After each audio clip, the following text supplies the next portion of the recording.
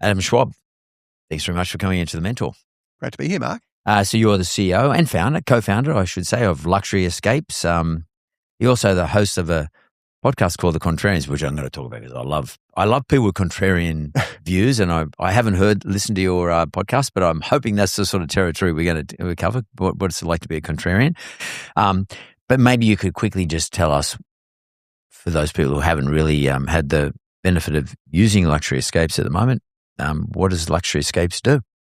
We sell travel, essentially. So we create the world's best holiday. So travel is very much a commoditized product. So you look at Booking.com, Expedia, Flight Centre, Hello World. Most of our competitors will generally sell the same thing, same price. Sort of, you want to get 7 nights at this hotel, this is how much it costs, and everything's kind of off the shelf. Yeah. And that's kind of call it a marketplace, pretty classic marketplace. Travel businesses are marketplaces. And what we did, we had no travel background at all. So we started as an experiences business in 2010. And before that, we had some other businesses, and we kind of stumbled into this travel thing. I'd never stayed at a 5-star hotel in my life, and neither Jez, my co-founder, before we started this business. And we started doing this experiences thing, and then travel, like hotels and B&B, started coming to us and said, well, can you sell what you sell and experience, like restaurants and day spas? We used to do experiences outside of travel, you mean? Yeah. Like effectively discount experiences as a way for businesses to like Groupon style thing. Exactly like Groupon. So we were Groupon, one of the 82 Groupon clones. Oh, okay. And we're now the only one left standing, although we've obviously pivoted multiple times since then. But we sort of bought everyone. Because it was a big thing, wasn't it? It was massive. So there were like Groupon style businesses were growing up everywhere. They were. In 2010, we had the whole life. So business, and you've been in business a long time, business life cycle was, 20 years? Like you just have an initial boom, then it sort of plateaus and it drops off. This happened in like 18 months for this group buying thing. And we were in the thick of it. It was we saw Groupon in the States. Jez actually saw Groupon in the States, my co-founder. So let's do this Groupon thing. I said, this sounds like a terrible idea. And he goes, they have 50% margins. I said, sounds like a great idea. So we started doing that, and the margins compressed because it's a commoditized business. Yeah. So it compressed to like 10%. But we noticed this travel thing was actually pretty good. So we could sell travel businesses on effectively an early bird model. So we'd get great pricing from our partners, and we were fumbling around we were 30 years old, we were fumbling around. So we get these great deals. Had a friend of ours, Mark, who I studied law with, who would go and get these great deals from hotels in Thailand or wherever. And we just put them on our website. We put them in the newspaper, and people liked them. And we just started learning how to do travel. So we had, travel was a whole weird sector that we knew nothing about. And because we had no background in travel, we approached the travel business a completely different way to everyone else. So whereas everyone else sells its commoditized products, we made our product. So we have what's called a cornered resource in some way. So we created these products, and people liked them. And we really targeted that 60+, initially that 60+ demo that were sort of slightly wealthier, but have a lot more time, a lot more flexibility. They could travel to Thailand in May, or they could travel to Bali in October or whatever it was, maybe slightly off peak. We've changed the model since then, but we grew from this business that effectively created these amazing early bird deals were 30, 40, 50% off everyone else. So and how did you get that? Like, so did you go along to the hotel in Bali or wherever it is and say, look, if we can get people to book early, will you give us a discount? Pretty much. Like there's a bit of new. So it wasn't just early bird, but on average we have a 6-month lead time, which is much longer than other channels. So we wouldn't go and say we're going to get people booking in 18 months' time, but they kind of booked along that 18-month sort of that period. So it was really, and it's hard before you have credibility in any business. You have to go. So Mark was so good. He could rock up to these hotels in a Bin 10 t-shirt and thongs and sign $1 million deal. It was pretty incredible. And that's $1 million worth of time. $1 million of revenue for us. Yeah, but then you had to sell it. So we'd negotiate it. We negotiate a price. Yeah. So we might go to JW Marriott in Phuket, JW Marriott in Cadillac, and say, give us. And so on Booking.com, they're selling for $2,000 for 7 days. Yeah. They'd give it to us for $1,600 with breakfast, lunch, and dinner, and massages and transfer. So the value for the customer is incredible. Customer then buy it. We get lots of customers who buy it. Hotels happy because they're getting all this volume when they were going to be empty anyway. So they're feeling their need periods well in advance. Yeah. So they're getting less money than maybe a Booking.com will give them, but we're much more profitable because we're filling empty rooms for them. So, but what did you work out? Because that's an arbitrage. That's a typical arbitrage. Yeah. So you and your business partner Mark worked out. Jeremy and Mark as well. We had a few of us. Guy. Yeah. Okay. You guys worked out that the hotel would like to know that they've got at least this amount of revenue in 6 months, call it 6 months' time. and therefore they're prepared to give it to you at a discount, throw a few extra bits and pieces in, to make it a little bit more sexy, and but that's not the whole hotel. It's just like underpins their costs of running the business. You worked out that's an arbitrage. Absolutely. So where did you get the idea to work out the arbitrage? Like, where did that come from? It came from just doing it, to be honest. Like these days, and you speak to so many people who run businesses, people now see a problem and go in and solve it. That's the sort of classic path for a young entrepreneur. So you saw their problem? No, we didn't see it. We kind of just thought we can make people, hotels started coming to us. We back solved the problem like 2 years later. Yeah. We then realized, hold on, a couple of things. One is the hotels are never full, and we can generate incremental profitability for them. We're the best incremental profit generator for hotels in the world. Wow. So Booking.com's a $200 billion business isn't incremental like we are. So they can generate lots and lots of revenue for all these million hotels, but no one can generate $30 million of revenue for a single hotel like we can. Literally no one in the world can. So we're quite unique in that sense. But we also realize we're really a marketing machine for these hotels. So what you think, so there's a couple of issues. Hotels are owned by someone who's often not managing it. So a Marriott, a Core property, an IHG property, they've got an operator, a big brand, and they've got an owner, which is a REIT or a family office. So if it's a big brand, we'll often help the brand with their marketing. So brands are great at running hotels, great at building goodwill for the owner, not as great at marketing. Some are better than others. But we're amazing. So we're one of our great core competencies. We've got an amazing marketing team, an amazing tech team.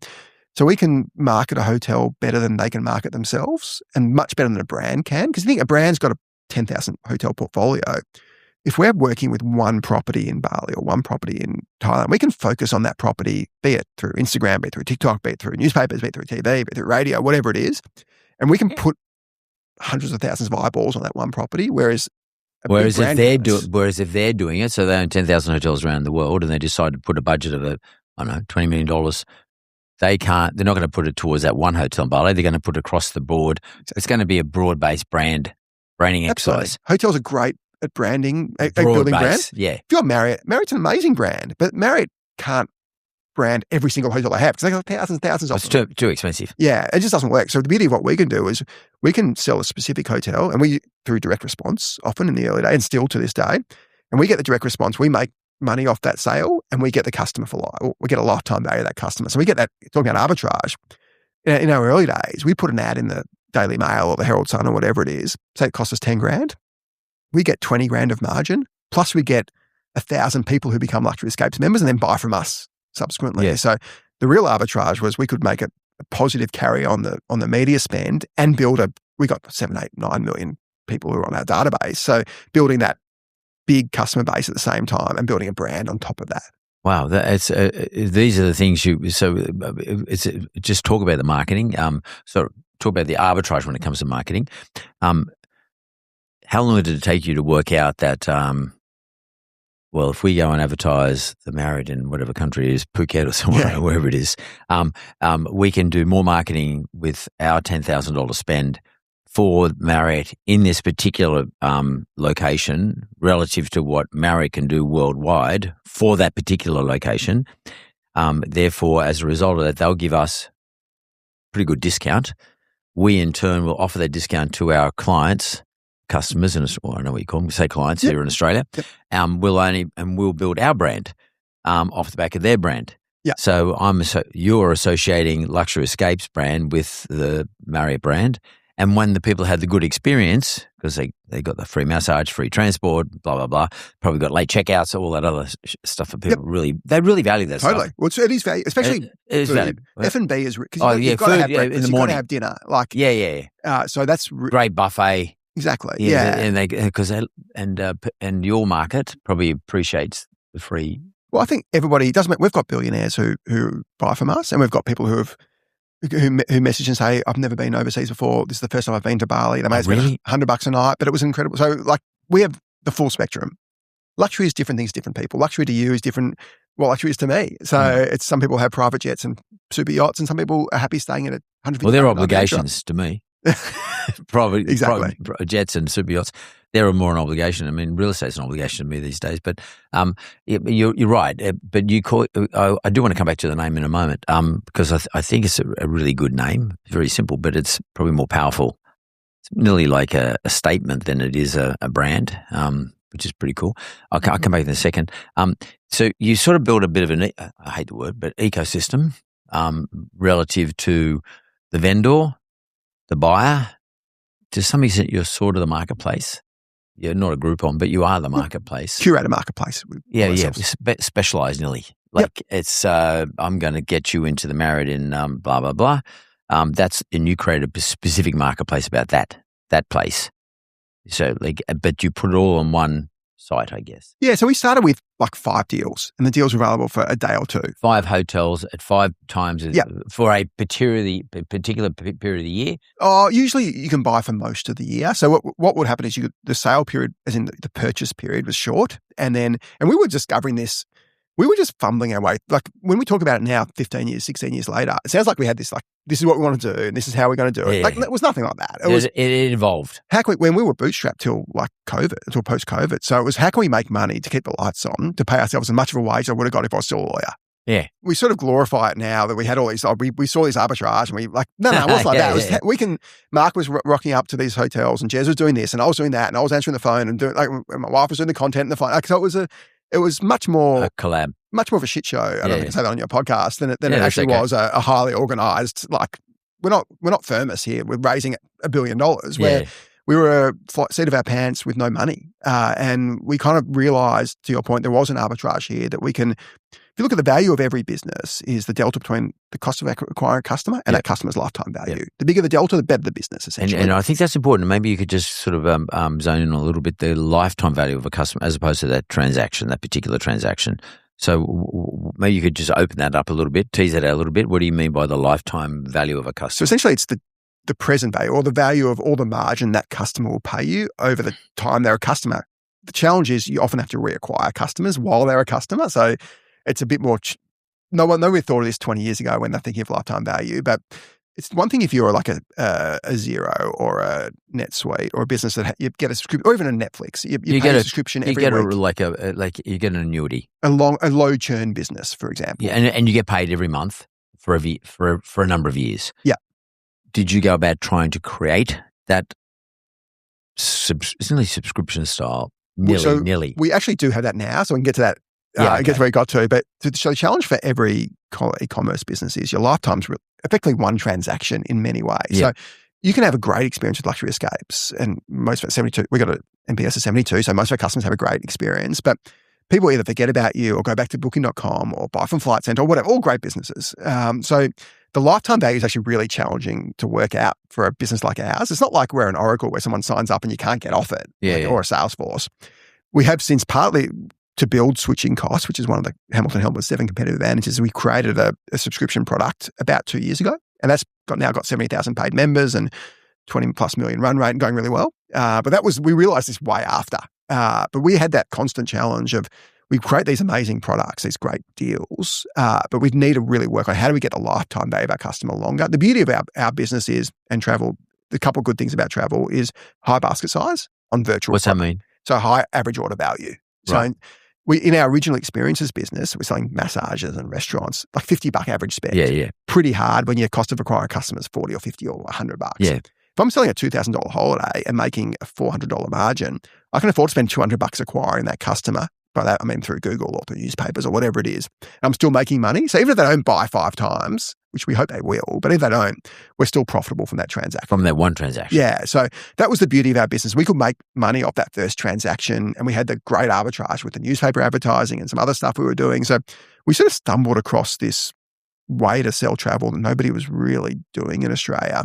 We've since now broadened to, we're much more like a booking.com in some ways. So we have our amazing deals still, and they still go really well. But now we sell hundreds of thousands of other stuff as well. So if you want to go to London, we can sell you a great product in London with some great Luxury Escapes inclusions. We'll have 100 things to sell in London, not one. So we've massively increased our range in the last 5-6 years since COVID, when we pivoted from being that sort of tactical discount only to being a much more broad-based travel business. So can you explain to our audience the enterprise value can be valued at as a result of having a lifetime value of a customer as opposed to just one transaction? So what does it actually mean to somebody who's thinking about going into business and hopefully continue to retain that customer for more transactions down in the future? I mean, how do you How much does that affect the value, the enterprise value of your total business? Because Luxury Escapes would be worth a fair bit today, the business. Would it be $1 billion business? Oh, we'd hope to be in that. Close. Sort of getting, like, we turn over top line about 1.3, 1.4 and sort of making billion. In billion, and sort of EBITDA in the sort of between 50 and 70. Yeah, so you're in the zone. You're getting close up. It depends what the multiple is, but you're up there exactly. close. So you've got that, because when someone looks at a business like yours, they're not just going to say, he makes $40-50 million and we'll give him a multiple of 15 and give him $750 million valuation. They'll also say, what is the terminal value of the business that he's got, like, the ongoing business, the stuff, the repeat business. Now, we'll talk about in a minute, that'll come down to the experience, but, I want to talk about that. It'll come down also to the marketing that you continually hit these people up with, and the data that you must have about them. We'll talk about that in a second. But just in terms of how people should position their thought processes about repeat business, building an enterprise value greater than just the value of the profit multiplied by the multiple. I think it's a great question. I'm going to answer it in a way that it's a difficult question, but I'm not sure if you like it. This is how because I've really changed my thinking on this a lot. Really a lot, partly to my podcast co-host, guy called Ajit Schiffman, who's exec chair of a public company called Catapult, which has been an incredible story. And he really has changed my views on competitive advantage. And you think a lot about, and you speak to a lot of great entrepreneurs, so you think you got to get product market fit. So younger sort of early stage entrepreneurs, you got to get product market fit, which essentially is I can make a contribution margin on what I sell. So if I sell a widget if I pay $1 for a widget and sell it for $2 and it costs me 50 cents to market it, that's 50 cent contribution margin. That's some product market fit there if I can do that at some sort of scale. And that's what everybody's sort of striving towards initially, but that'll get you so far. But ultimately, that doesn't build you a defensible business. So what you want to build is competitive advantage, competitive powers.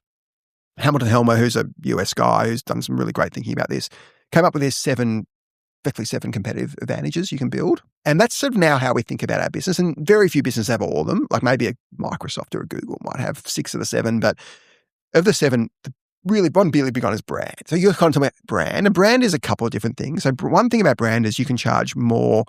Effectively, you can make a higher margin selling the same product. So luxury goods are the classic example. Hermes selling a $30,000 Birkin handbag. That handbag costs like $500, even with their artisans to make. Or Ferrari that has a 50% margin versus every other car that's like 10% margin. And even Porsche is now like 20%. So that's classic. One thing is brand is can you allow you to charge more for the same thing.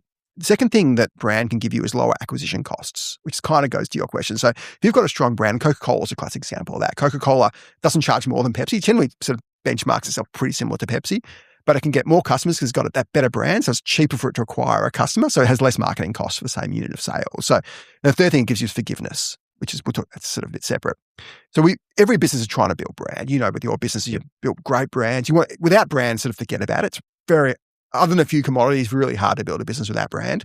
Then you got to combine brand with something else. One, scale, really important in travel. Like if you look at the great travel businesses, it's almost based on scale. Booking.com, the best, bigger scale. Airbnb, second best, second bigger scale. In Australia, Flight Centre, best, bigger scale. So you need scale to get buying power from partners. We kind of got scale really luckily through what we talked about before because we focus on one hotel at a time. We were able to get significant scale for that one hotel. So we kind of backdoored our scale. You deconstructed the marketplace, so. Yeah, and got kind of lucky with just accidentally finding scale. Same time, we also found what's called a cornered resource. So cornered resource could be a lithium mine. It could be a founder, a Steve Jobs. Our cornered resource, we got these deals and nobody else can get. So the deals we get in Bali and Maldives and Vietnam and wherever, nobody on earth, not one single business on earth gets our deals because we've got such great scale now. We're able to create this cornered resource on top of that. What we didn't have, though, was switching costs, and that goes to lifetime value, to specifically your question. So how do you build switching costs? And we thought about it, and we looked at the great, especially focused on travel businesses who have built switching costs. So we're not a Oracle or an SAP that inherently has switching costs through legal contracts. What are the great travel businesses done? And Qantas Frequent Flyer is probably the classic example of building switching costs. Why do we fly Qantas at a 30% markup on everyone else? Because we want status credits. And status credits give you lounge access. Geniuses. Unbelievable switching costs there. And you get the points thing through credit cards. But it's really the lounge network through status credits. They're basically the status. Exactly. It's a status. I can get into that lounge. Absolutely. So how do we build? So we thought, Qantas is the high watermark and Booking.com's got a pretty good one in Genius. But how do we build something that creates a switching cost? So we built... And by the way, just to be clear, if I don't go with Luxury Escapes, there is a cost of switching to somebody else. So if you've bought from us before... I'm going to lose something. Yeah, exactly. So we created 2 things. We created something called Lux Plus. which is effectively you pay $250 a year. It's a bit thinking about sunk cost fallacy. So someone's paid $250 a year. We'll give you discounts through the year. You can save $2,000 for that $250. It's unbelievable value. And we're giving even bigger discounts in the next few months. We're going to include flights on there and cruise on there. So you can save thousands and thousands of dollars through this $250 membership. Best value membership in Australia. What's Lux it called? Plus. Lux Plus. That's your club. That's one of our clubs. One of your clubs. That's our first club. So we started that a couple of years ago. That's got 20 plus million run rate subscription. Churn rate of sort of sub 40%, which is pretty elite for a consumer business. Wow. It's up there with Netflix. Like you look at other streamers, that's churning at 70%. So we're not an Oracle or a Xero or an SAP because that's different. But you're trapped. Yeah, in those you can't leave. But for us to have that kind of return, it means our customers are getting some value from it. But also because they have a choice. I think that's the main point there, because people have a point if they want to leave you or not. Whereas at those other places you just mentioned, like Oracle, etc., there's no choice. It kills your business. Yeah, it's like being at the banks. Even harder than switching from a bank. Banks have some inherent switching costs as well, especially if you've got a merchant facility. If you're a trader or if you've got a home loan, it's kind of hard to switch. Yeah. But I don't know to tell you this. But so for us, we wanted to build switching costs. So we built the Lux Plus stuff, but we wanted to build a QFF, Qantas Frequent Flyer style program as well. So we built what's called Society. So that launched about 18 months ago. And what is that? What is that? So you get points and you get status credits. So every time you buy something, you go up through the status credits, so from bronze to silver to gold to platinum. And that allows you to do what though? So you get lounge access, you get free upgrades, you get lots of stuff that's quite valuable. Lounge access, you mean at the hotel or you mean at airports? At airports around the world. Right. So not the Qantas lounge, other lounges. But some really good lounges as well. No, totally. And the upgrades can be, so you could upgrade from a room that could be $1,000 value. You might get a free so I arrive at the hotel in like Phuket or whatever you're talking about. Yep. And they say, Mr. Bruce, because you're in this unit, we're going to upgrade you. Actually, even better. Delight and surprise. Or surprise and delight, whatever the word is. Actually, not. That can still happen. But the problem with surprise and delight, and Joe Aston talks about this when you're on standby, is you rock up to the hotel or the airport, you don't know if you're going to get on the plane or you're going to get it. With us, our upgrade's confirmed. So you know you're getting that upgrade from the second you book it a year before. You can look forward to the upgrade room. So I don't like will I, won't I? Because it decreases the value of it because you're worried and it kind of stresses you out. So all our inclusions and also all our points use is firm. So the problem that Qantas now has is it's so good, its loyalty is so good that you can't get business class redemption really ever unless you're Chairman's Lounge or whatever. So, or Platinum 1. The beauty of our redemption is that you can always get redemption. Like you can redeem it every product anytime for a decent rate. Do you sell other products, by the way? Do you sell, like Qantas does? You can go and buy a steam iron or whatever. Yeah, we have that. We have a shop as well. But we sell pretty much every travel. So another thing that we're different with is most travel businesses are quite sort of single stream. So obviously airlines sell air. Booking.com is great at selling land. Airbnb is great at selling villas. Klook's great at selling experiences. So is Revolution. We sell all that stuff. We sell the hotel, we sell the transfer, we sell the experience, we sell the cruise, we sell the flight. So we can build a complete trip for you through Europe, to Bali, wherever you want. So you do everything? We do everything. So we're actually probably the broadest. Is it packaged up? Like, so I want to go to a trip to Bali again. Do you present me the package or do you say, Mark, who do you want to fly with? I might not want to fly with Garuda, I might want to fly with Jetstar. Which hotel do you want to stay at? Which experiences do you want to have? Do you the latter. It's much more you choose what you want to do. Great. We do occasionally bundle flights. Yeah. And one example is we've got a direct flight to Maldives, the first ever. It's the only Australian flight to Maldives. From Melbourne, actually. From Melbourne. Hopefully we'll have Sydney next year. How long does it take? That's interesting because one of the reasons I haven't been to Maldives is a punch. We've got to get you on the flight. It's a punch getting there. 10.5 hours on our direct flight versus but the other way, because 20? You go via somewhere. I can't remember what it is. It's Singapore, Sri Lanka, Qatar, Dubai. It's not. There's no other great option other than us now. Or a private jet. You can definitely private jets up for 150 grand though, but because it's quite a long flight. 150 on a small jet. If you're on a 650, it's going to be 250 probably. But so that we'll package that Maldives bundle, which is quite unique because we can get incredible flights and direct flight. But in almost all cases, we want to let the customer choose.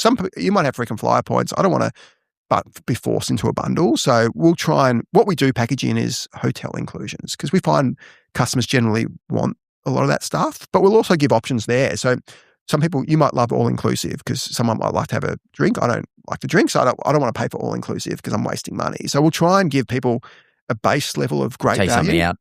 Then you can add stuff on. And we also do solo packages as well. So we've found a lot of solo, like if you're a single person, or not even if you could be married and not want to travel with your partner, but if you want to travel by yourself, everyone caters for couples. No one caters for singles. Oh, really? So we now have a single option where instead of having 2 buffet breakfasts and 2 dinners and 2 massages, you might get per package. You don't need 2 dinners because there's only one of you. You might get a dinner, a lunch, and a massage as well. So you get extra and a bit cheaper. So we try and make it as customized as possible, and our platform's really flexible for that stuff. So if in terms of your you're obviously sort of perfecting your business all the time, but it's interesting you said when you first started out it was sort of a bit of a, like let's try everything. We just do our best.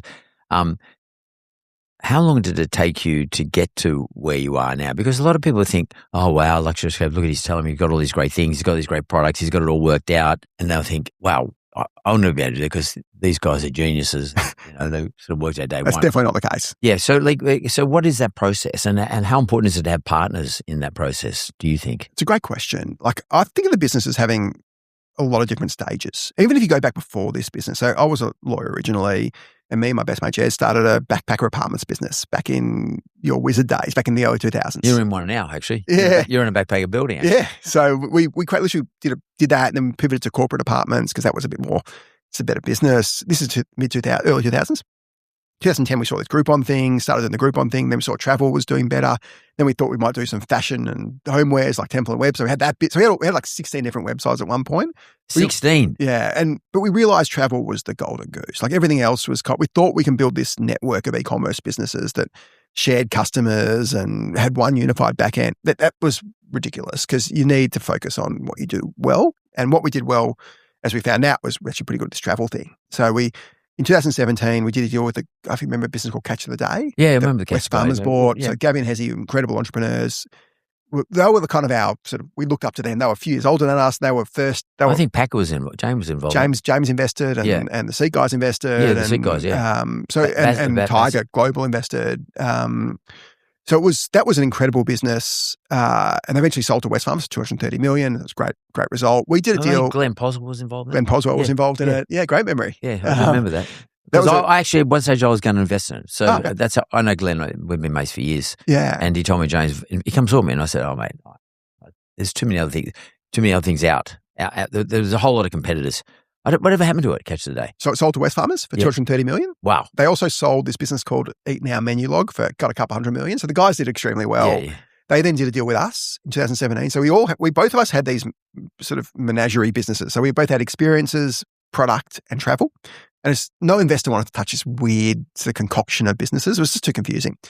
So we both needed to simplify our business. So we did this really complex deal where we sold them our product businesses. So the fashion and homewares went to them.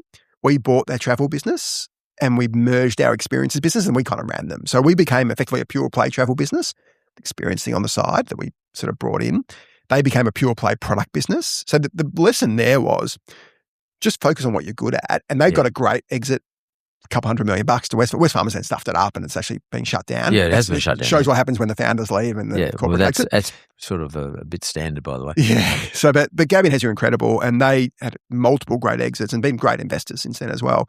So 2017, we went from being like a bit of an everything sort of e-commerce business to travel only, but we still focus on those sort of deals. How important was that single-minded decision to have one lane? Oh, almost the most important decision I've made. You probably would have failed trying to do too many things, do you think? We would have had to just shut them down. We would have shut them down. So, but it would have been, and that first year was hard because there was some dyssynergies as we unscaled before we could focus on travel. So it was actually a pretty tough year, 2017 or whatever that year was.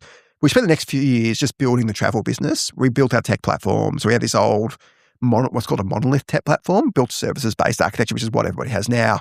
So really sort of cleaned up business. And then 2019, we actually looked to get a private equity investor involved. We thought, we've taken this business, we've cleaned it up. We've been 10 years for us. Let's see what we can, and this is just pre-COVID, ran a pretty lengthy process. We're about to finalise with a big private equity firm, selling majority, and then COVID happened, thankfully, in the end. Like obviously not thankfully for a lot of reasons, but in this case, because obviously everything was put on hold. And we looked at the business and said, like, this business is okay, like this deals travel thing, but we need to build a proper travel business, like build, and this is a big tech. So we had 30 technology people in the business at that point. Wow. We've got 160 now. So we had 200 staff, got 660 now. So from 2019, 2020 to now, we basically just lent in and learned how to become a real travel business. So if you think of that, so the journey, then this is 10 years after we started the business. So we went from sort of working out this is kind of what we can do to being travel only to being sort of tech-driven travel. In 2020, we weren't really a tech business. We were an e-commerce business with a veneer of tech over it. Now we're our tech team is, I think, as good as any in the country. We get people out of Atlassian, people out of Canva. It's not as big as those tech teams. We're only 160, but the quality in our tech team, and because it's a fun business, we can get incredible people, and they're having the time of their life now with AI. So we were able to build this, really transform the business we've pivoted 6 times. If you think about the pivots from before Luxury Escapes to since Luxury Escape, we're continually pivoting the business to saying, well, how do we make this business better? How do we serve customers better? How do we build competitive advantage? So this is, Reid Hoffman talks about being a constant learner. We didn't know anything. We've just learned how to run businesses, how to create a travel business, how to manage staff, how to build a team, how to keep a team, more importantly. That's all been sort of just stuff we've just picked up along the way. Could you just explain the AI? Because you got my appetite going. So you threw in AI, and you said you're getting some incredible outcomes from it. What do you mean? Well, in a few different ways. So now developers can obviously be more efficient because the coding is much quicker, but also product managers and designers can use AI. So whereas a designer used to have to go to Figma and design something and spend now they can bang in a prompt in AI and it's designed a prototype. Yeah. So it's made the design process, and now Claude Design was released this week or a couple of weeks ago. So that's now, and so that is just making the process quicker. You can get more done with the same number of people or even more with less. But also in terms of customer services, I think is a really big area. So, AI for customer service? Yeah. So nobody, we very heavily invest. So one thing we haven't talked about is how much we invest in customer service. So we've got a almost solely Australian-based customer service team. We've got a team in Barcelona and London for our European customers. But if you call from Australia, unless it's at 3 a.m., you're going to speak to an Australian in our Melbourne office probably. So that's a heavy lift cost-wise. But we really want to invest in talking about lifetime value. Customer service and customer sales is huge for lifetime value. We've got a customer sales team and we've got 2 stores now, one in Chadstone, one in Bondi, with an incredible team. Do you record all the conversations and feed them in? In certain ways. So what we're working on now is effectively a constant learning product where our knowledge articles become better, and our team can effectively, AI will start drafting replies for our team, and then our team sort of checks them rather than has to start from scratch. So you're using it for efficiency? Yeah, we've got a voice AI program with now Sierra. We've also used Lorikeet, which are the Australian guys. That's now handling sort of 3,000-4,000 calls a week, but it's deflecting about 10%, and that's increasing constantly. So that's a great result for our customers who can get answers straight away, not having to wait for someone. Our wait times aren't particularly long anyway, but if you want to call at 3 a.m. and you can bang straight through and get a credit or a refund or whatever, it's a great experience. We've got a chatbot that deflects about 30% so it's like a sort of pretty... Takes 30%? It deals with 30%. Deals with more, but deflects about 30%. Right. So, but deflects, doesn't have to be handled by a person. So the person's been resolved without having to waste their time speaking. So I'd much rather deal with a chatbot who sorts my problem. Well, you don't want to deal with a chatbot that stuffs it up and wastes your time. That's terrible. But if you can get a chatbot to sort your problem for you, that's a great result. Yeah, within a minute or two. Yeah. So that's AI is really helpful there. And we had we do an biannual hackathon, and we had one a couple of weeks ago, and we've been and this is obviously AI driven, and even the non-tech members of the team were able to create products in 3 days that we deploy straight away. They're using AI to come up with things that save 2,000, 3,000, 4,000 hours a year. This is an inefficient process. Now it's much more efficient. So AI is great at that. So that really repetitive tasks that don't need great thought. So you're using AI for efficiency's sake, but are you using AI for growth? We've got a trip planner product, which we've had for a while. Trip planning is the holy grail of travel. Everybody thinks, we'll build this trip planner product that will create the trip for you. One yourself. We had one. We launched one 3 years ago. People use it. This was not AI driven. We've now got an AI driven one, which is essentially like an LLM in our shell. Because that's what I was asking you in terms of your sales. If you were recording all the conversations and then it was learning off all that stuff, because I don't know how many people you got out there, selling. Couple hundred. Yeah. If it was recording all the conversations, maybe I was subject to privacy and all that other stuff. And because you would get to know every question, you get to know every answer, you get to know every outcome. You can then check that against every success, every bit of feedback. Your AI agent could become pretty powerful. Yeah. So what we're working on now is effectively when you call us, so it's actually taking a step back. About 5 years ago, we started building a personalisation engine. So we used to send the same communications to everyone. So you guys, everybody in this room will get the same deal to Maldives in a day. But you might not want to go. You might have bought a Maldives package. You might not like the Maldives. Could be any number of reasons you want to go to Maldives. But you might really like going to the northern beaches or to the southern coast or whatever it is. Yeah. I want to send you what you want based on what you've told us, as in what you've clicked on, what you've called us about. So we've built what we call Luxury Escapes Relevance Engine. That's been going for like 4 or 5 years now. It gets better and better every day. We now personalize a good not all our communications, but more than half our comms with our customers are personalized now. So you'll see a different email to your son, to your neighbour, because everybody has got different. And I wish Virgin knew that, because it's funny you should say, because I'm still getting spray technique emails from Virgin saying, "Oh, these are the specials," and I don't even travel to any of these places. Maybe they're hoping that I do, but they know where I travel. They know where I travel domestically. I'm talking about. I don't understand why they don't do exactly what you're talking about. It was a really heavy lift. We built this when it was called machine learning, not AI, because the names had changed. But so we started building this. We had an Israeli team about 5 years ago who sort of built the algorithms, and first challenge was actually building the data lake, essentially. So we needed to start building profiles, not for creepy reasons, but I want to serve you the right stuff, to your point. I want to give you something I want. So building profiles on what people want and trying to make sure we match what you want at the right, and not sending you too many emails, or sending you emails at the right time with the right content. So our team's done a great job building that. At the same time, we want to build something similar. So when you call us up on the phone, this is in process now, that we can say, actually, Mark wants to go to Bali because we know this is your profile, you've looked at this stuff. The screen already says it. Yeah, and you might call and say, actually, I want to go to Grand Hyatt Bali, which is an amazing hotel, but actually we think Kempinski's better for you because of X, Y, Z. So we actually want to try and because we know you love artwork, Mark, and Kempinski's. Or you might you like a higher level of luxury, so I'm going to give you Kempinski rather than Grand Hyatt, which is a bit more of a family resort or whatever it is. So we want to make it easier for our agents to provide the right products to actual our agents, not AI agents. Real people, real people, travel agents. So we just want to create a bit. Ultimately, what we want to do as a business is how do we continually improve the customer experience? And a lot of businesses obviously don't really care, but we've always been that challenger brand. So we've never been to Booking.com. We've never been to Flight Centre. We've never been to Qantas. We've always been the brand that's challenging these incredible brands. So hence, with our loyalty business, we're constantly looking at how can we add more value for loyalty. So last week we added a free eSIM. So if you want to go overseas, if you're a platinum member, you'll get a 5 gig eSIM for free, which is like a couple $100 every time you travel on Luxury Escape. So, and we got a partner who provides that and all that kind of stuff. So we're looking constantly to add lots more value. So the mapping of the experience, valuable experiences, do you guys do you map that out? You sort of say, well, and then do you personalize it? You say people from 40 to 50 love to have a free eSIM.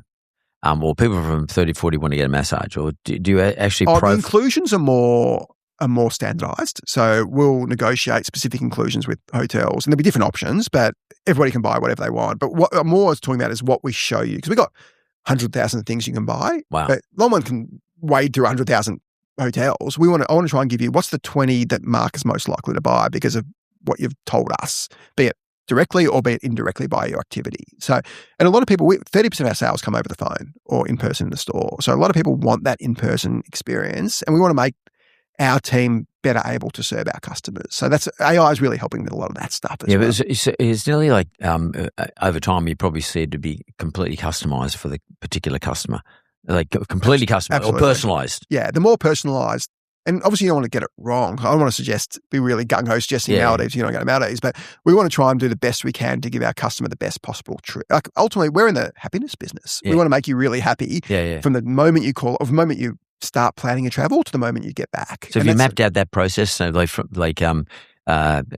systemize that process, from the moment you've, not maybe even if there is a moment before you call, like maybe the moment you think about luxury escapes. The dream phase. Yeah. That dream phase, you call it the dream phase. Yeah. That's a good way of describing it. Somehow be communicating to me during that dream phase, whether it's, in a way that I don't even know, perhaps. Have you mapped that out right to the time you come back and then every interaction you have after the day I get back? Yeah, it's not perfect, but there's definitely an element of structure there. As you can always get better at this stuff, but I think we're probably as good as anyone in Australia at this stuff. But we're not. You can always get better. We've got, again, part of so we've got over 160 technologists in our business. There's 30 different teams, and there's teams who work on conversion optimization, team who work on life cycle, team who work on communications. So there's different teams who are handling different parts of it, who also obviously work with our marketing team as well. So we know we're not perfect. We just want to we think we're better than most others, but we know we can get better. And ultimately, the where the rubber hits the road is what's our conversion rate? What are we converting for every? That's your measurement. The metric we tend to look at is revenue per view. So and that partly is strength of deal, but also a lot of other stuff. And we've had a pretty good year in this. Take out the last sort of couple of months worth of conflict, which has impacted travel generally, but we've increased our conversion rate probably about 60%, which is by far the most important. That's 60% to revenue. As in, from where to revenue? From what point? Oh, this is people who touch the site. Yeah. So let's say we're getting $1 per visit. Now you're getting $1.60 per visit. Okay, so that's mad. That's a really key metric for us to work on. Because how important is it for you to pick the metric that is the most valuable? Because a lot of people go, every time someone comes to the site, we manage to be able to contact them. Like, it's just a contact. It's just bullshit. It means nothing. It's a bit like my business. Like, someone comes on our website for Yellow Brick Road. They want to borrow some money, obviously. They have a look around, and my guys go, oh, well, there was an application. We had a meeting. So we had an appointment with that person. And I said, well, that means fuck all to me. Like, I'm more interested in, did we settle? Yeah. Or do we at least get an approved loan application? They're approved, locked down. Yeah. No conditions, or maybe with a couple of conditions. How do you work out, maybe you can explain to people, because a lot of people get carried away. They get all excited about, we had 50,000 people come to the website. It's meaningless at the end of the day. I mean, where have I converted them, and where have I converted them to? How important is it to pick the right metrics? It's a really good question. You think the least relevant metric is call it views, or even like sort of brand awareness. If you go sort of one step back, that's kind of that's the biggest complete vanity metric. Yeah. Then you got sort of gross volumes, or TTV, which is what we call it, which is in the billions for us. Also pretty irrelevant. It's a really nice vanity metric, but actually means nothing. Then you get to gross margin, starting to get way more important. Yeah. Obviously EBITDA, and actually the most important is how much cash you're taking out. And the business is valued, the present value is cash flow. Yeah. But before that, that's like the final metric, but that's probably too deep a metric. If you want a metric, you can, because there's so many things that happen between sort of gross margin and cash out the door that's relevant. So we look at conversion as it's not the only metric we look at. We look at lots of stuff, but conversion's a really important metric, especially on a micro level. So on a deal basis, we're looking at how deals converting dollars per view. And because we know that if a deal's converting really well, customers like it, we need to be pushing that with our marketing. It's going to improve our contribution margin. That's a really key, call it short-term North Star for us. Day-to-day that we're looking at is how is everything convert. We're looking at top line as well, like how much cash is coming in, to your point. Like cash is much more important than views. Views are kind of irrelevant. So people who walk into our store, or people who make an appointment, like who cares? It's how many people you're converting into marketing revenue. Cares, but I get it. Well, even marketing shouldn't care. Yeah, but they do. Yeah. Because if there's one lesson we learned from OneTel, it was that, one lesson I definitely learned from OneTel was that the carry on that every customer is inquires with us is worth $1,000, and off the back of that, therefore, if we've got 1,000 customers and they're worth $1,000, that's $1 million valuation, and that was OneTel's game. They were and they were. Problem was where they weren't. Their billing processes were terrible. And if there's one lesson that you can learn from, because Kerry used to always say to me about OneTel, he used to say, mate, they're not worth $400 million, because that was a lot of money in those days, but they're not worth $400 million. He said, because we don't make any money. We don't make any money. We're losing money. It's not worth any money. And I think a lot of people sort of convince themselves that all their effort through their marketing, and it might be good marketing, but it's meaningless. Conversion means you actually turn it into something, you execute on something. And how long did it take for you guys to work that stuff out? Like, we were bootstrapped. So like if you don't have somebody else's money to spend, then you learn pretty quick. Because OneTel had other people money. As we famously found out. Yeah. But and OneTel's almost a victim of the circuit. This is pre.com boom. So they were around in 98, 99. So you kind of we talk about OneTel, but there was a lot of OneTels. Like the whole NASDAQ was OneTel. It dropped 90%.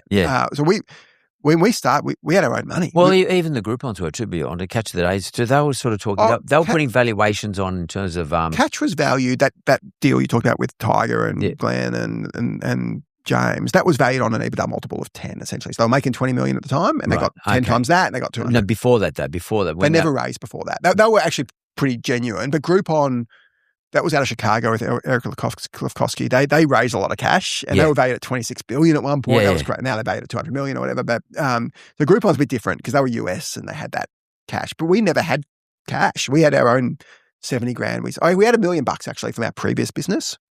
That was our own personal VC fund. We invested in ourselves. We're pretty lucky we didn't have to raise capital. The only time we've ever raised any capital is post-COVID to fix the balance sheet, because COVID was pretty nightmarish for travel businesses, and half of that went to secondary anyway, so went out to shareholders. So we raised $60 million through Pier 12, which is a great fund. My friend Campbell, who's done an amazing job there. That was the only time we've ever raised cash. And we've always had to be focused on, are we actually making money to keep the lights on? We've never had the luxury of spending. And what would you say to people who sort of pretend to themselves that they're building all these of great value? I mean, the sort of, because a lot of people sort of live in this sort of unrealistic world, and they sort of, and in some cases it's good because they sort of trying to build optimism and they're trying to build being positive, but to some extent they're kidding themselves. And it's a trap.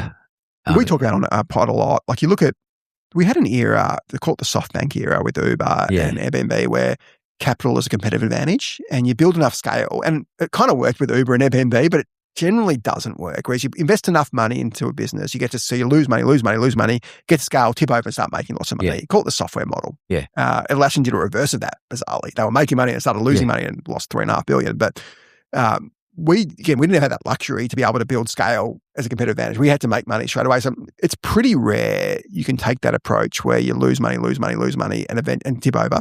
You've got to be a business that it's a certain level of scale where your marginal cost of customer goes to zero and you can tip over and start minting cash.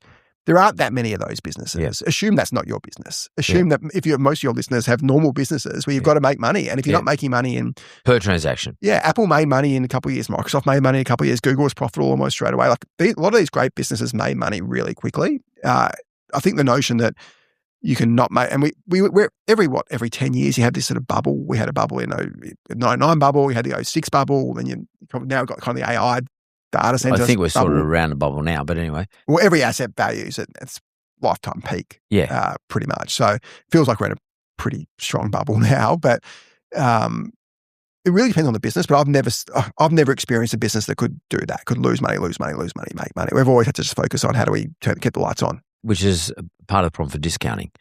I mean, like, as Kerry used to say to me, son, you don't make money discounting. Like, in other words, if the product costs that guy $100 and it costs you $100 and he sells it for 200 and you sell it for 100, that's not the way to go. What you did is you went and bought the product less than $100. Well, that goes to that, when talking about competitive powers, and goes to brand. If you can build a strong enough brand that you can... Can we talk about your brand? Yeah. Luxury Escapes. Yeah. It's a pretty good name. I mean, I smiled when I saw it come up today, because I've often wondered who was behind it. I know it's great to meet you, but Luxury Escape says it all. It's not like some, I don't know, fancy name or whatever, like Google or whatever it is, but it says what it is. It's very basic. Who came up with their name? Or how did you come up with the name? We were called deals.com.au before that, because we sold everything, not just travel. And we knew that as we wanted to work with nicer and nicer, we started working with like the Marriotts and the Accors and all these better brands. And on Deals, we sold everything. We sold massages and restaurants and even adult toys and whatever. And you can't have a Ritz-Carlton next to that. Like, it just don't. So we knew less for customers, more for our hotel partners. Hotels want to appear in a beautiful environment. And we spent a lot of time making Luxury Escapes look really nice. So that were your customer, sort of the hotels were your customer in terms of the Luxury Escape name. Exactly. And we've got the challenge in our business, like, there's a lot of good things about our business, great cash flow business. We get paid out first. So we have the reverse problem most businesses have, which we've what's called negative working capital. So that's great. The challenge we have is most businesses supply is easy, demand's hard. So you can usually, like, almost every business, like, whether you think about you're selling video cameras, like, you can get the video camera. You've got to maybe come up with it, but you can get it, and then you just start producing it. We have to fight for our supply in terms of when we're speaking to a hotel, that can be a 2-year negotiation to get this incredible deal on the side. It could be 2 weeks, but it could be 2 years. So unlike most, we have to fight for supply and demand. So it's a pretty hard business to have to fight on both sides of you think that businesses are supply demand operations, whatever, to fight for both is rare. So that was challenging for us. On the flip side, we had this great cash flow profile. Didn't need to raise cash. So you kind of get the good and the bad a bit. But we knew we had to focus on getting supply, and that's where luxuryescapes.com really was helpful. And we ended up buying the domain name for $100,000 from a travel agent in Sydney, actually, who just wasn't using it. This was in 2012. We actually had bought, at the time, we were buying a business called Kudo, which you may remember because Channel 9 owned it. Yeah. And Dave Ginger was running Channel 9 at the time. That was a maths business. It was bigger than us. It was certainly bigger than us at the time. And they had a business called Getaway Lounge as well, which was part of the Getaway Show. They tried to transactionalize the Getaway Show. Couldn't quite get there. And we were looking to launch Luxury Escapes anyway. We bought Kudo from Nine, and Mike Sneesby was running it, who then obviously ran Nine. He's obviously now moved on to another business. He's in Saudi, I think. Dubai, Saudi. And Mike did a great handover and did a great job. And we bought this Kudo business. And we also got this business called Getaway Lounge. And Ginjal said, you have the business, but you can't keep the name because we got this Getaway Show. It's a franchise. We said, we don't want your name. Just take your name back. And we were starting Luxury Escapes. Anyway, we just rolled that 200,000 people into Luxury Escapes. That gave us a bit of a running start. And we sort of built Luxury Escapes on the back of that and started building the consumer brand over the last 13 years with that. And interesting, the Luxury Escapes name for consumers is a bit of a two-edged sword. So it can be great. Like, it's really recognizable. It's memorable. It's a really easy name to type in.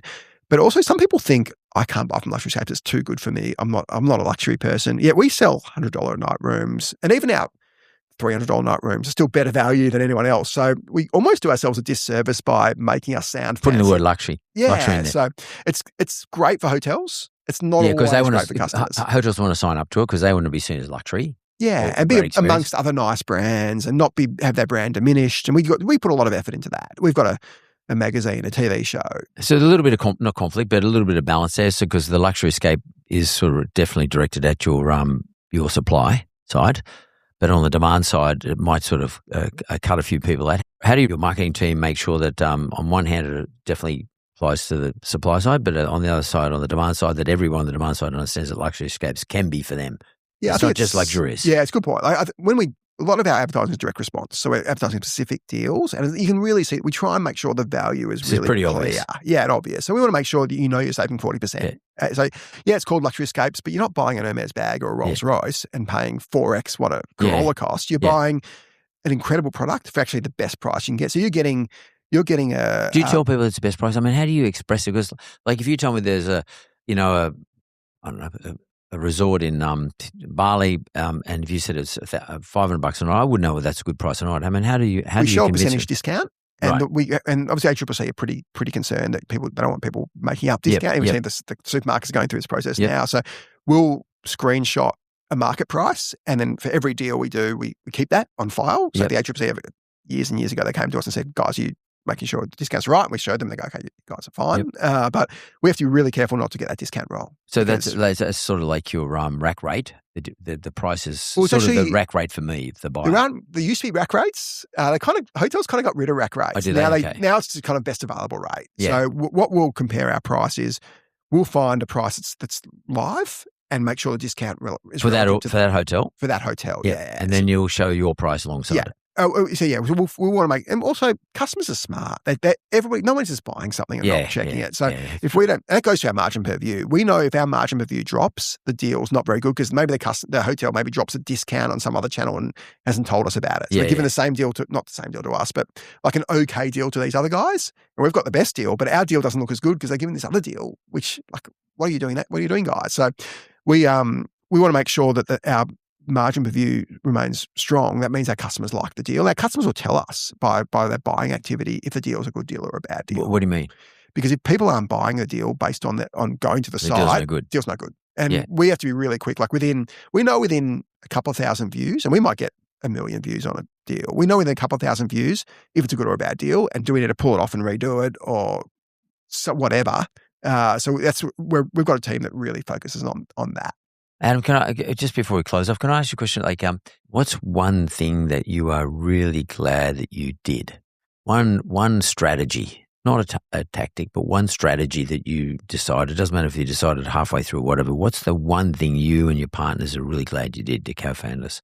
It's probably focus on delivering incredible value, real value to customers, and not trying to... Not dollar, what do you mean by value? Value as in, we talk about arbitrage, is giving someone more value than what they pay, so that they know and you think like the great retail businesses of the world, Walmart, Costco, they generally focus on how do we give more value to our customer than our competitors giving. And we want to give the best possible value to our customer. And it's taken us 15 years to build to what we've built. Yet there's still a lot of people who don't know about us, who don't buy from us or whatever. We only have 3, 4, 5% of the Australian leisure market. It's pretty small relative to the entire market. But we want to we know that if we keep providing the best value, eventually people tell other people, and we've always had great virality in our business because there's nothing better than going to a hotel and you've got this incredible deal and the person next to you is paid double. Like that person suddenly hears and then buys from us next time. Yeah. So it's really focusing on how do we always put the customer at the center of everything we do. And that's everybody says that. Like Jeff Bezos has made that famous, the empty seat of the customer. But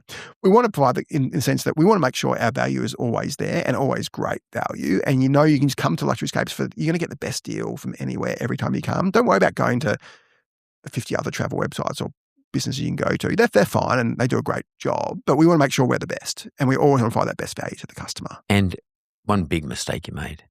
I think we made like 100,000 little mistakes. Yeah. And we're making mistakes every day. I probably made 100 mistakes today. So we thankfully haven't done anything catastrophically bad. We probably almost have, but we haven't done anything catastrophic. Like I think we want to make lots of mistakes and learn from them as quickly as possible. I think the one thing we probably look back and we maybe should have done better is because we were bootstrapped, we never raised capital. We were always scrimping. You never want to spend that much money, which means you don't spend as much money on really, really good people early in the business. So we were lucky. We got some great in terms of recruitment. Yeah, we got some great generalists, and we generalists, not journalists, and we got a bit lucky that we had some great people. But probably from 2020 onwards, we really focused on really getting top tier talent in the business, and probably should have done that a bit earlier. Like we had some incredible people. Don't get me wrong. It's not that we had no one good pre 2020, but the people we got that were good was more good luck than good management. We didn't really set out and say, I want to try and find the best technology people. I want to find the best marketers. I want to find the best deal makers. And we kind of have really lent into hiring the best people we can in the last 6 years, whereas previously, and it's just a matter of not having the cash or not wanting to spend the cash or whatever, we probably just didn't focus on that enough. What was it that made you decide that though? To go after better quality, let's call it better experienced people or people with more knowledge base perhaps? It's probably...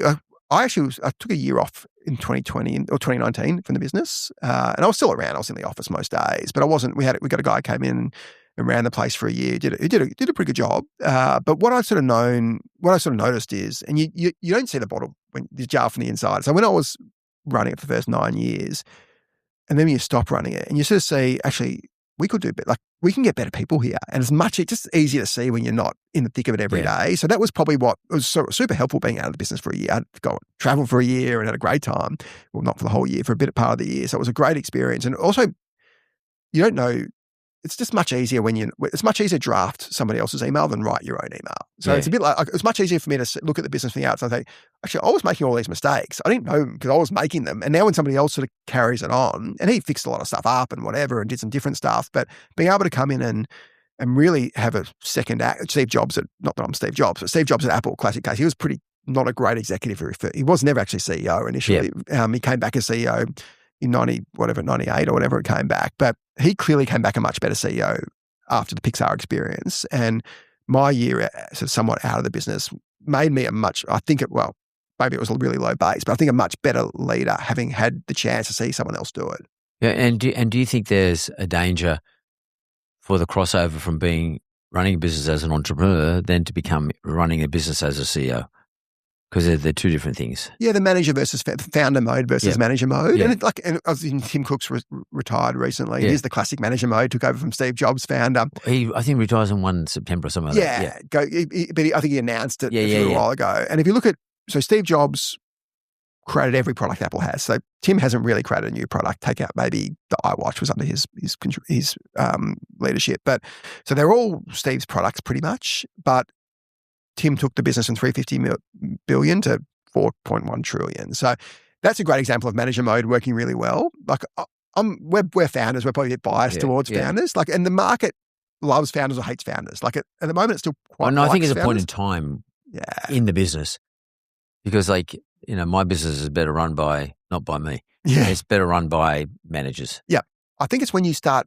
I think it's when you've got competitive powers to a point, then it's a good time to switch from founder to manager. Like there'll be a time where I get carried out or bulleted or whatever, and that'll be the time. But do you think you changed over from being a founder to? No, I'm still in founder mode. Like I'm completely still, founder. Yeah. But what about when you took that year off? Did you sort of look at it from a different lens when you come back in as a I definitely looked at it with a different lens, but still founder mode lens. I never flicked to manager mode because I'm just not a manager. Like there's some great managers out there. It's not me. Yeah. I'm never going to work in a big corporate. Like if our business gets to 5,000 staff, it's probably not going to be running it, I suspect. Yeah. But now we're still 650, 660. It's still a small enough size I can know most people and be hands-on and still check everything. Like there becomes a point where your founders become more of an annoyance and a hindrance than a help. Hopefully I haven't quite reached that point yet. But I'm probably in that category now. But we got 2,000 people. So like it's probably, that's where I'm at. Like I think I'm more of an annoyance. And but I like being an annoyance because I need to annoy them with my thoughts and my questions. But it's better off, these guys run it better than me. Well, there's a reason why the L1's probably the best fund manager in the country tends to invest in founders. So the founders had this great sort of 7 or 8 years of producing alpha, right? Yeah. So I think we're still in that period. But then you get the Elizabeth Holmeses and there's founders who don't get it right. Yeah. So like it's not every, and Adam Newman, it's not every founder's great, not every manager's bad. Like some managers are incredible at creating value. Look at Sanjay at Microsoft and there's some great. But when do people work this out? Like if you're a listener, someone's a listener to this and they're thinking, have I overshot my period? What do you do for this? I mean, how will you know? Hopefully somebody tells me. I think it's pretty hard to know. You got to be, it's very few people tap out at the top. And that's a real skill. Yeah. It's not easy. Not many people who Warren Buffett continue to 94 running a business and people wanting you to run the business. I think it's pretty rare. I think Reed Hastings jumping off the Netflix board this year is a really interesting case. He stepped down as CEO a couple of years ago and Ted and the other guy took over and now he's stepping off the board completely to run his ski resort and stuff. So that's really interesting. The Reed probably has done it really well. But yeah, and Bill Gates probably did it pretty well, but Bill Gates is still sort of in stuff in Microsoft, pushing them a lot. So it's I don't know how to answer that question. Yeah. I'm not like I don't either, but I've often wondered. I mean, like what other people think about this. Having 650 staff and having a big business like you have, it's like sometimes the entrepreneurs thinking about new things all the time. We can't help ourselves. We're always thinking, what's the next thing? What's the next thing? What's the next thing? What can we do here? Like instead of, let's just, like you were talking about before, when you first started off, you had like 1,000 things going on. And that's the typical entrepreneur's head. And then somehow you went back to one lane and you did very well on that. And, but within that one lane, there's another 1,000 streams. And totally. And I do it. I mean, I keep creating new ones, and I have to. I'll pull it back. No, don't worry about that. Just continue on doing what you're doing because we're doing well. I mean, and when you're doing well, you think to yourself, "Well, okay, maybe we should be doing something else." There's a couple of things that founders can. Is it market share? Maybe is it market share when you get to a certain level of market share? Possibly. I think the advantage that founders have over managers, there's a couple of really clear advantages that might not override the disadvantages, but generally, if you look at great CEOs, they're great capital allocators and great talent managers. They're kind of two of them. Yeah. So this is every manager CEO. And Tim Cook, classic example, great at managing talent and really good at allocating, doesn't waste money on stupid M&A and all that stuff. What founders can bring is that great product knowledge. So Steve Jobs, that amazing product guy. Yeah. Tim Cook's not a product guy. Yeah. But Steve was that great product guy. And the fourth thing that founders bring is the ability to have patience. So for example, we have a business travel, like a corporate travel arm. It's still pretty small, but for a couple of years we were sort of doing it and it was struggling to get traction. We hadn't invested in it properly. And a lot of people want to just shut it down because it's not core. We're a leisure business, but I could see Flight Centre is a great example of you can get them both working beautifully in tandem. So I wanted to give this business a real chance and nobody else wanted to because only a founder could keep some sort of investment in this business. It's now tipped over and it's doing pretty well. It's profitable now and growing really nice, like doubled year on year or more than doubled year on year. So the ability and that's just a tiny example, the ability for a founder to have that long-term patient view, that means you also make mistakes and push things too long that should be killed earlier.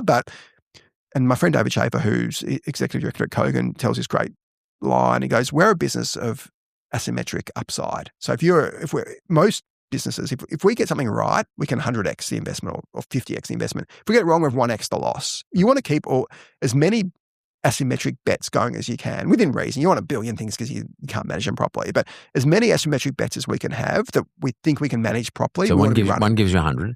The asymmetric mean they're not symmetric, and that is they're disproportionate. The upside's much bigger than the downside. Yeah, the upside is disproportionate to the amount of money you invested. Like one gives you 100. Exactly. If you lose 1. Yeah. If you gain 100. But you're saying as a founder, you need to have as many of those bets as possible. Well, yes, but more you can you can sit with a bet that, like, and Jeff Bezos says founders are usually right. Like, and that's what makes a great founder. Eventually. Yeah. And I wouldn't say usually. I'd say eventually. Well, a good founder is usually right, whether it's eventually or and the ability to back yourself, that could also mean you make stupid mistakes and right about it. But like great founders will get more wrong than right and will make educated bets, whereas managers can be, the problem with managers is like, if you get something wrong, you get fired. If you get it right, someone steals the credit or whatever. Yeah. So that's the problem with having managers. But the beauty of founders, like founders can take these sort of long-term principle positions that are based on whether it's gut feel or data, hopefully it's both, that might take 2, 3, 4, 5 years to play out, but could be 100x, could transform the company. But that's where founders have an advantage over managers. But if founders got so many weaknesses, like you get some pretty bad founders as well. Let's not dietify founders and say they're all perfect, because lots of founders are far from perfect. You want to make sure that the good side, the good stuff, the product and the patience outweighs the bad stuff that founder might have, or the good stuff that a manager might bring. So or both. Yeah, exactly. Because I always take the view that a founder really needs someone who can play defense right next to him. And a founder needs to build a great team. That's one of the key jobs of any founder and manager is, and that's really how my job's changed in the last 6 years, is building this incredible team around us. So we got an ELT of 9 people and an SLT of 30, and these people are incredible, and they effectively make me look great because they can do stuff that I can't do. And I think one of the great things about people like you is, and this is a typical Jack Welch in his 4 E's when he sort of talk about how to build a business. And he turned G around to be one of the best companies in the world.